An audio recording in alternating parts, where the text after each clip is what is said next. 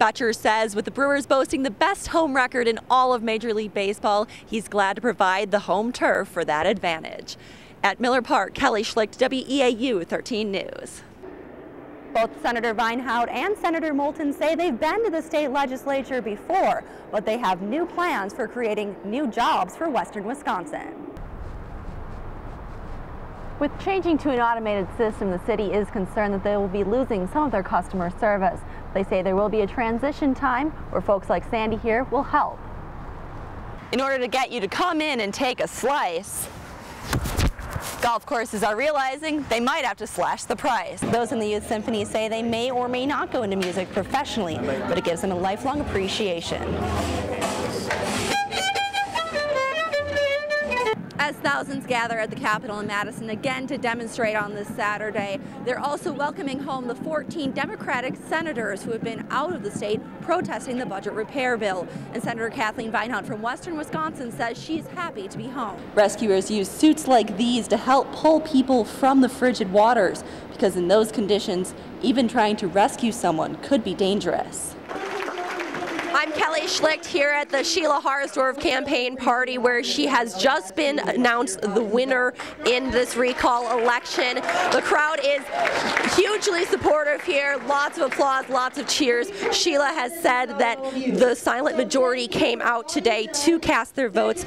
We have breaking news along the Chippewa River near the UW Eau Claire campus, where a man's body has been found. It's a story you first saw on WEAU.com. We just learned that the man is 22 years old. Let's get straight to WEAU's Kelly Schlicht, who's live tonight with the very latest along the Chippewa River. Kelly, what do we know?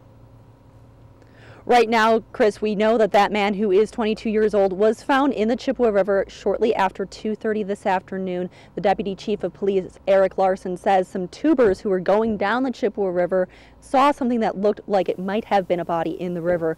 They called 911. Police and fire crews got down there. The fire crews got a boat in the water, and they found the body. They retrieved the body and brought it out of the water. And now they are saying that they are still trying to identify who that person is precisely. We don't know much. We don't know who it is. We don't know much about even how to describe him at this point. We just recovered the body, and that's as far as we've gotten so far. The police say there are no current missing persons cases in the area, and right now they are just working again to identify the person and identify the family members and notify them. Live in Eau Claire, Kelly Schlicht, WEAU 13 News. Now it's like Mother Nature is slapping me in the face out here. It's cold, it's windy, and it's brutal out here. So make sure if you are going to clear that snow off your driveway this morning before you head to work, bundle up and protect your face. Also, you're going to be dealing with some drifts, as Mark was saying, and just to show you how bad it is drifting out here, the official snowfall total for the area, I believe, is around 6 inches. We're going to measure it out here now with our ruler, and it is coming in at nearly 10.5 to 11 inches out here in some drifts, and there are drifts out here on Hastings Way that are even worse than that. So make sure when you are heading out and driving this morning that you take it slow, and if you can, stay home, and please be careful. Live here on Hastings Way in Eau Claire, Kelly Schlicht, WEAU 13 News.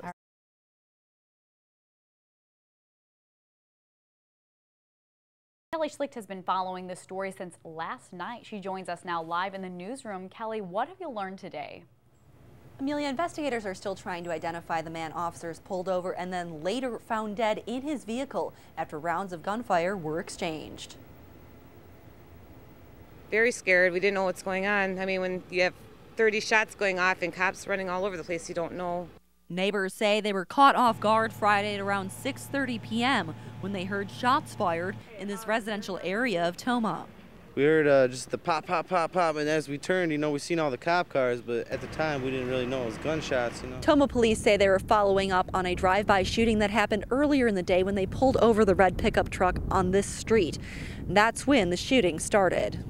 The preliminary investigation indicates that the driver of the vehicle exited the vehicle and immediately fired upon the officers.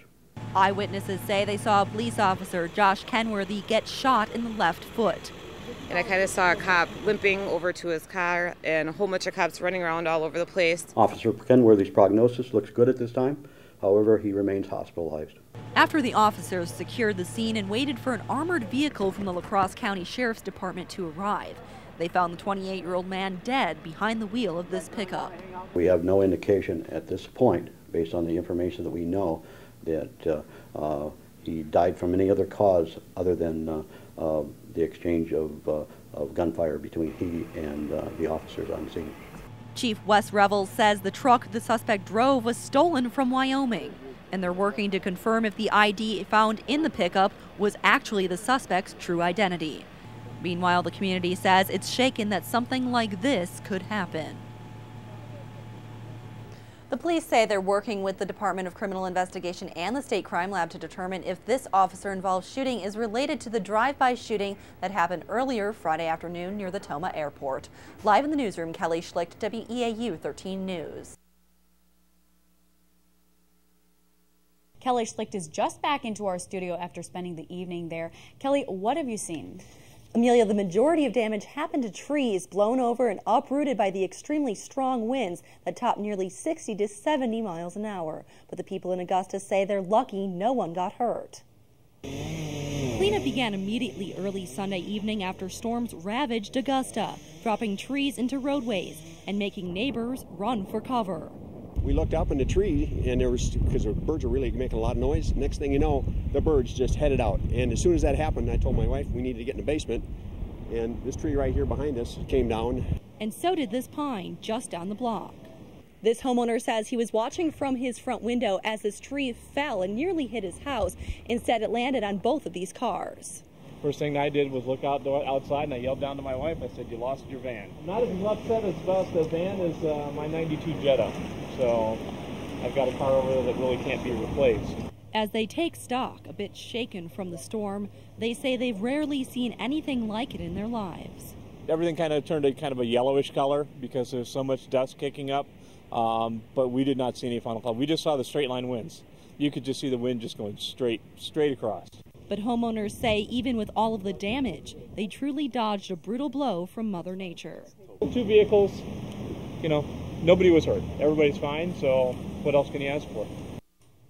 While some in town thought it may have been a tornado that hit Augusta, video of clouds don't show any apparent rotation. However, they'll have to wait until the National Weather Service gets out here to determine if it was just winds. WEAU's Kelly Schlicht was in Madison today and has more details about what the lawmakers are looking to do. Among the many bills in the special jobs session, the legislature will be looking at extending the tax credit for new job creation, also backing more training in tech schools. Republican lawmakers from western Wisconsin say they're sponsoring a bill to help small businesses improve.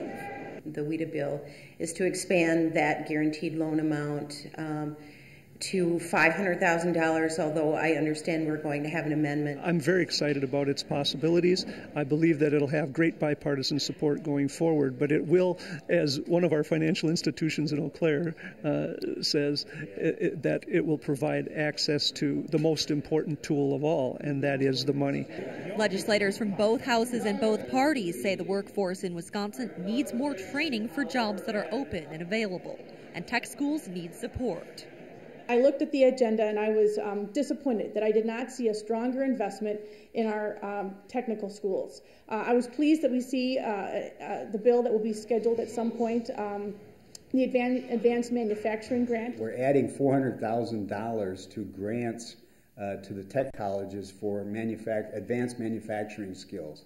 This will enable businesses to help train their employees and get new skills. In a pre-session news conference, Assembly Speaker Jeff Fitzgerald made note that the majority of special session jobs bills that have already been passed through committee have been passed with bipartisan support. Republican leaders say there is no one bill that will take care of all of the job issues in our state, but Democrats say they hope that their friends from the other side of the aisle will take a look at some of the bills that they have proposed for this session. At the Capitol in Madison, Kelly Schlicht, WEAU 13 News.